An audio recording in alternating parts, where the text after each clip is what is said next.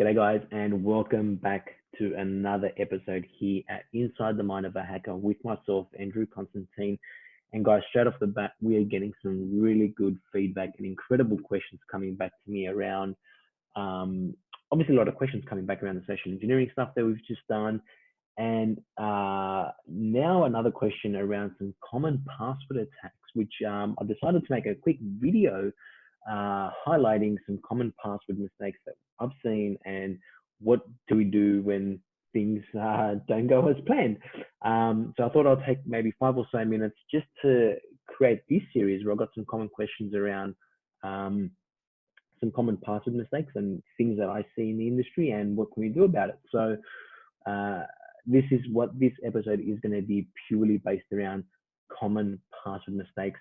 Let's get started.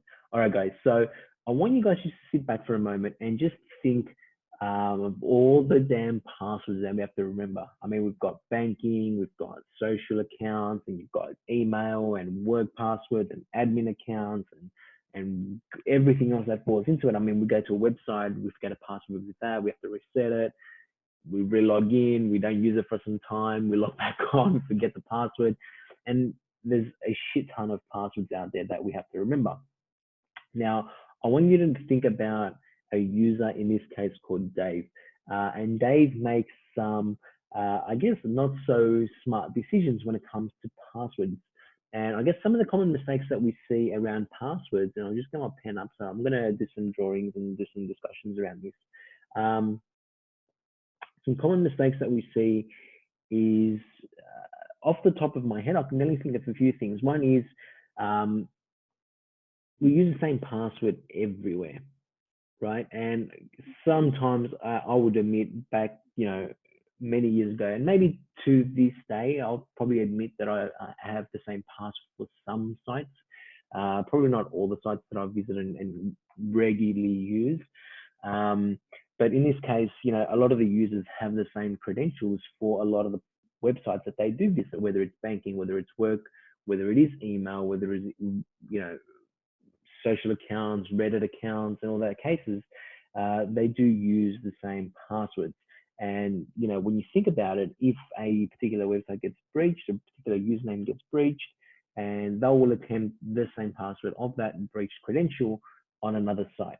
So thinking about Google, for example, if the account does get breached here, and they want to try that on social media accounts on Facebook or whatever account, and that's successful, you've now used Melanie, her details for Google and for Facebook, right? So the main thing here is obviously changing the credentials along the way. Then that causes more issues along the path of password confusionness, right? Um, Another issue is easily guessed passwords, right? You know, Easily guessed passwords. Now, the common passwords that we've seen, password, just simple passwords, boss, P055, and these are the common passwords, right? Um, the issue with these common passwords is if we're attempting a brute force attack or a dictionary attack, and you'll see in just a moment that I've put up some stuff on GitHub where I can just show you guys very quickly, these passwords are all included in those dictionary attacks. There's tens of millions of passwords in there, all with the variations of password, password one, password two, I love you, all those sort of, commonly accessible passwords. So um, that's what happens when we go through a brute force attack. So I'm just going to close this and I'm going to minimize my screen just so I can take you there in just a moment. Let me just quit this. Exit that. And I'm just headed over here. Let me just clear my screen so you guys can see. All right. So I've just gone to Google and let me clear that again. There we go. All right. So I've just gone to Google. Now, I don't want to click on these links because when I actually clicked on some of the link, it had some passwords in there that might disturb some people. I don't know what your sensitivity is like, so I don't want to click on any of these passwords because it might expose some, rude passwords or whatever. But you can see here that there's common passwords in here that people crack and they share it, right? So you've dark web passwords, 1,000 passwords or whatever it is, and I'm just going to go through them. These are all the passwords that are there, right? So there's millions and millions of passwords, and in a dictionary brute force attack or a dictionary attack specifically, it's going to use a combination of all these passwords based on that username. So just be mindful of when we are doing those sort of attacks, that's that's a potential cause of an issue, right? That's one area of concern, is the dictionary and brute force like attack. So when we have basic passwords like password, and then we have simple passwords, and let's just change it up a little bit. Let's just do a bit of an assembly there. And you might say, well, is that password still strong, and is it better than using the password? It is a little bit better, of course, but if you do look at a dictionary attack, it's going to have a variation of that password. So a good measure or a good non-mistake to make is don't use any variations of simple or basic passwords, because they will get cracked and they will get leaked. Stay away from using any sort of date of births or partners' names, or anything that's affiliated to you and your people around you, because there's some tools that are out there like I'm not sure if Hydra, there's a particular penetration testing tool like I think it's Hydra, or there's a there's a bunch of them. There's a word dictionary list cracking tools that you can put in these parameters like date of birth, wife's name,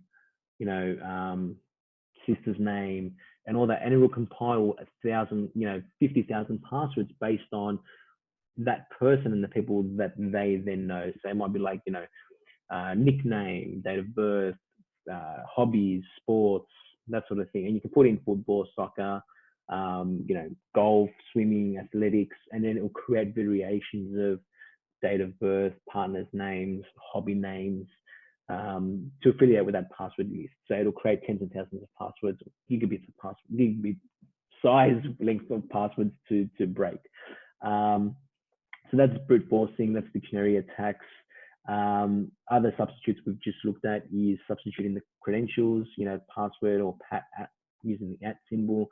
Good measures not to do that, because then again, it's still going to have that password inside the actual, dictionary list. So yeah. All right, I'm just going to clear my screen now. So that's an example of the dictionary list, which I've already showed you. It's got some passwords there. It's all the common passwords that we're going to try and attempt to break. Another example is what things that I've seen is users creating password files and folders inside the desktop. So they'll have the desktop and they've got a little notepad in the desktop or a text edit, and it said passwords dot txt, and it's got all their passwords inside there. So if that machine's been compromised and we do a quick search for anything relating to passwords, that thing's going to filter, and then I can just do a quick cat and show, and then it'll show me all those passwords or all the strings inside of that text edit file. So because it's unencrypted, I can actually view the content. So that's not a good measure either. Don't use Notepad or sticky notes, physical sticky notes, nor them, or the online sticky notes. I've also seen people create contact lists inside their Outlook account. So they've got Outlook running, and they go to their contacts, and they create passwords and links to their websites inside the contact list as well. Other ones I've seen in notepads and journals. So people have physical notepads and they write all the passwords inside there, and all the other stuff. So look, there's multiple ways to manage credentials. I'm not going to go into the depths of what are the best practices. There's password managers that are out there that you can use, like LastPass or 1Password. I use KeePass X, which is the local version that stores the database locally on my machine, so I don't have to rely on any cloud services, which I think is a little bit better, because I don't trust any of the cloud providers out there. And then we've got browser extensions. So if we've got a user like Dave before, and this is going to be quite funny because you'll hear about a story in just a second. So, you know, we have Dave, and Dave goes to a particular website. He's using, you know, a browser, and in the browser, it pops up and it goes, hey, do you want us to remember your username and password? And Dave goes, yes. And when Dave does that, let's say he walks away from his machine and leaves it unlocked, you know, you then can go into the browser and then filter out all those passwords that have been saved inside the actual browser. So another mistake could be that if anyone has physical or even remote access into that machine, and then they can have the ability to maybe control it, they will be able to see obviously the credentials that have been saved in the browser as well. When Dave does walk away though, and that's not a good practice either, you want Dave to hit Command L and lock his screen, or Windows L and lock that screen. Now there's two things also to that. One is there's an attack that's been created that actually allows you to bypass Windows locked screens. I'll share that with you guys if you want it. So if you do want that link and those details, just put it in the comments down below. You know, show me or give me the bypassing Windows locked screen. So it's an actual payload that's been developed through the red teaming and penetration testing community globally. So now they've created an actual payload to bypass and get access to locked machines. So, you know, when you go into an environment and it's a locked machine, you've got a payload on a USB like the Bash Bunny or the Land Turtle or the Rubber Ducky, and you plug that in and it will just bypass the lock screen. It will give you access into that box without, you know, putting any credentials in there, which is great. So if you want to know that, just comment down below, let me know, and I will share those details with you privately. Or you can just Google it, bypassing lock screen on Windows.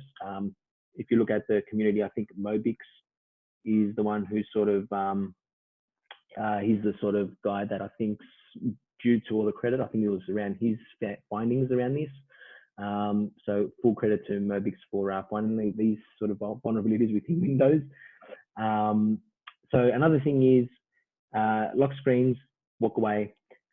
If they don't lock their screen, you know, there's an example of one time when someone didn't lock their screen, and we created a payload which basically put Rick rolled on, you know, on full volume, and it just kept playing over and over and over, and had to shut down the machine, and then yeah. So it's funny time. So lock the machine, walk away. You know, and now with the bypassing the Windows lock screen becomes another issue as well. More things. Another measure as well is don't include or try not to include any variations of your username inside your password. Because if it does get breached and there is a clear text of that password with a particular username, we can then try use that username into or affiliate that username with a password and try and create another dictionary list to break that or to try and expose that password and credentials as well. Another thing is single sign-on. There are endless amount of companies in Australia right now that have deployed single sign-on. And what single sign-on does is saying, well, you're going to have one username and one password, and then that will give you access to our entire infrastructure, whether it's, you know, your intranet, emails, etc., etc., etc. So if that account gets compromised, you know, then the attacker is going to have multiple variations to all those accounts that also exist with that single sign-on request as well. So guys, I hope you've found this training session very enjoyable, and I hope it's been fun. It's been fun for me creating this series. Let me know if you have any common password mistakes that you've seen and you'd like to share as well with us. I hope you've enjoyed yourself. I know I have, and I will speak to you guys very soon.